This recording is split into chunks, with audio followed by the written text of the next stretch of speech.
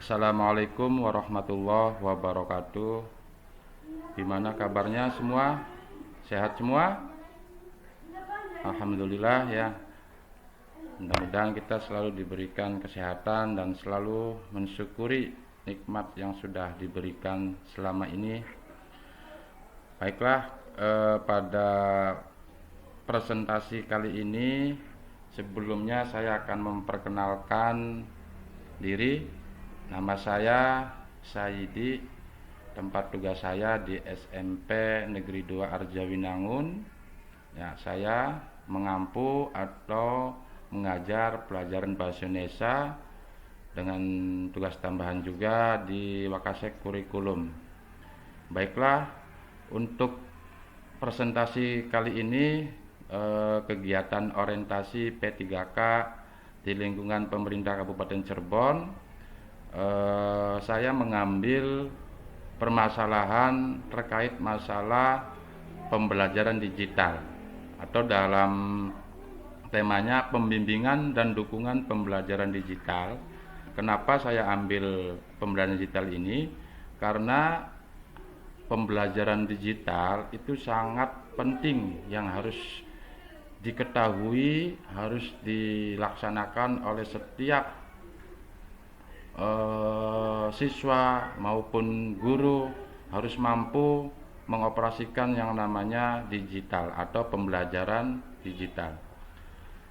Sebelum pembahasan ke pembelajaran digital dan dukungannya bagaimana, tentunya saya akan menyampaikan visi misi ya dari Dinas Pendidikan Kabupaten Cirebon, karena kami mengikuti kegiatan ini sebagai bentuk orientasi P3K yang ada di lingkungan Dinas Pendidikan Kabupaten Cirebon. Adapun visi dan misi, yaitu visi Kabupaten Cirebon terwujudnya Kabupaten Cirebon yang berbudaya, sejahtera, agamis, maju dan aman. Dan misinya berbudaya, sejahtera, agamis, maju dan aman. Adapun tujuannya bahwa Dinas Pendidikan adalah salah satu lembaga pemerintah yang memiliki peran penting dalam pengembangan dan pengelolaan sistem pendidikan di suatu daerah. Tugas pokok dan fungsi Dinas Pendidikan itu sendiri dapat bervariasi sesuai dengan peraturan dan kebijakan yang berlaku di masing-masing daerah. Secara umum, Dinas Pendidikan memiliki peran utama dalam mengelola, mengawasi, dan mengkoordinasikan sektor pendidikan di tingkat daerah. Berikut adalah tugas pokok dan fungsi umum dari Dinas Pendidikan. Proses perencanaan pendidikan itu bersifat dinamis dan harus terus diperbaharui sesuai dengan perubahan dalam masyarakat dan kebutuhan pendidik. Nah, itu terkait visi misi dan tujuan dari Dinas Pendidikan. Adapun yang menjadi tugas saya atau identitas empat tugas saya itu di SMP Negeri 2 Arjawinangun juga mempunyai visi dan misi SMPN 2 Arjawinangun. Adapun visinya menjadikan SMP Negeri 2 Arjawinangun sekolah yang berprestasi, agamis, sportif, terampil dan inovatif, yang disingkat PASTI. Adapun untuk misinya mewujudkan prestasi siswa di bidang akademik dan non-akademik, mewujudkan sekolah inovatif dalam pembelajaran, memenuhi fasilitas sekolah yang relevan, mutakhir dan berwawasan ke depan, memberdayakan pendidik dan tenaga pendidikan yang mampu dan tangguh, mengembangkan manajemen berbasis sekolah yang tangguh, mewujudkan pembinaan kompetensi siswa secara kompetitif, memberdayakan potensi kecerdasan yang dimiliki oleh peserta didik, mewujudkan sekolah bersih, sehat, dan nyaman. Dan yang terakhir, misinya meningkatkan tanggung jawab, percaya diri, dan semangat untuk berkompetensi pada peserta didik. Nah, itulah visi misi yang ada di sekolah SMP 2 Arjawinangun. Baiklah, dalam kegiatan ini tentunya ada beberapa poin terkait pembimbingan dan dukungan pembelajaran digital. Yang pertama itu ada identifikasi area perubahan, ada juga tujuan atau SMART ya. Terus yang ketiga langkah-langkah, yang keempat metrik. Nah, baiklah, yang pertama kita sebelum melaksanakan kegiatan, kita mengidentifikasi apa yang harus kita rubah di dalam sekolah SMP Dwarjenangun itu, khususnya di bidang digital. Karena digital ini sangat penting dan harus melek terhadap digital tentunya. Ini juga selain saya sebagai pengampu bahasa Indonesia karena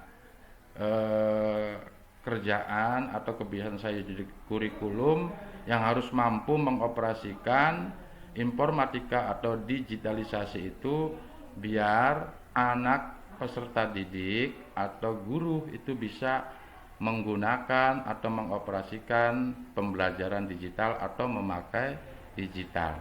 Nah, tentunya ini sangat berbanding lurus dengan visi yang ada di SMPN 2 Arjawinangun. Nah, itu kita pertama mengidentifikasi. Terus apa tujuannya? Tujuannya itu kita menggunakan slogan SMART ya. SMART itu spesifik, terukur, dapat dicapai, relevan, ada batas waktunya. Apa itu spesifik? Spesifik itu meningkatkan pemahaman dan penerapan pembelajaran digital. Sedangkan yang M atau terukur itu dapat diukur melalui penilaian keterampilan siswa dan tingkat partisipasi. Dapat dicapai meningkatkan pemahaman dan penerapan tentang digital. Nah, R-nya itu relevan, meningkatkan pemahaman dan penerapan hubungan pembelajaran digital di antara siswa. Yang terakhir, batas waktu, meningkatkan pemahaman penerapan pembelajaran digital di antara siswa. Nah, itu langkah-langkah atau tujuan SMART yang diadakannya pembelajaran digital. Selanjutnya, berikutnya terkait pembimbingan dan dukungan dalam pembelajaran digital itu ada langkah-langkah. Yang pertama tentunya mengidentifikasi kebutuhan siswa. Nah, kita selaku pembimbing atau selaku guru melakukan survei atau evaluasi untuk menentukan tingkat pemahaman dan keterampilan siswa terkait pembelajaran digital itu sejauh mana. Apakah masih hanya baru mengenal alatnya ataukah sudah bisa mengoperasikan atau bisa sampai finishing katakanlah pengerjaan di semua digital atau pembelajaran digital. Selain itu langkah-langkah ada juga langkah desain program pembimbingan. Nah, ini penting juga dalam membuat program pembimbingan yang mencakup materi pengembangan keterampilan pembelajaran digital. Nah, butuh dan perlu pembimbingan yang secara intens kepada peserta didik sejauh mana mereka sudah mengenal atau sudah mengoperasikan dan lain sebagainya. Harus ada pembimbingan dari seorang guru. Selanjutnya pelaksanaan sesi pembimbingan. Nah, pelaksanaan ini tentunya harus dibuat jadwal ya. Sesi pembimbingan itu secara teratur. Jangan sampai nanti tidak ada jadwal sehingga tidak adanya ketertiban. Selanjutnya juga langkah-langkahnya mengintegrasi teknologi dalam pembelajaran digital. Nah, ini juga tidak kalah penting bahwa metode pembelajaran digital juga itu yang menggunakan teknologi untuk apa? Untuk meningkatkan keterampilan siswa.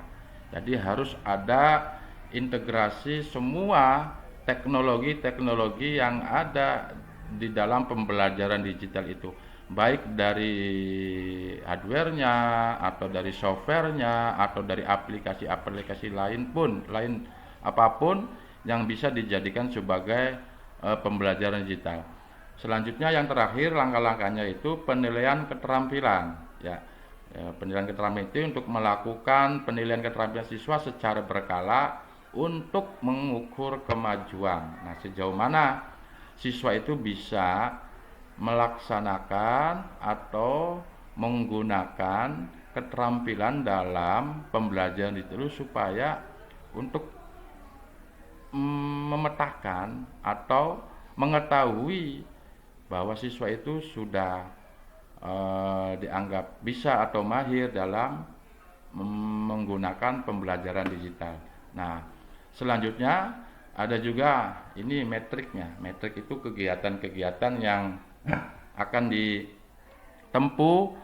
Tentunya ada kegiatan, tujuan kerja, indikator pencapaian, dan yang terakhir itu ada waktu perolehan. Nah, kegiatan itu sendiri karena kita ada pembimbingan dan dukungan pembelajaran digital, itu juga ada tujuannya, yaitu meningkatkan kualitas materi pembelajaran digital. Apa sih indikatornya? Yaitu jumlah materi yang disusun dan disetujui.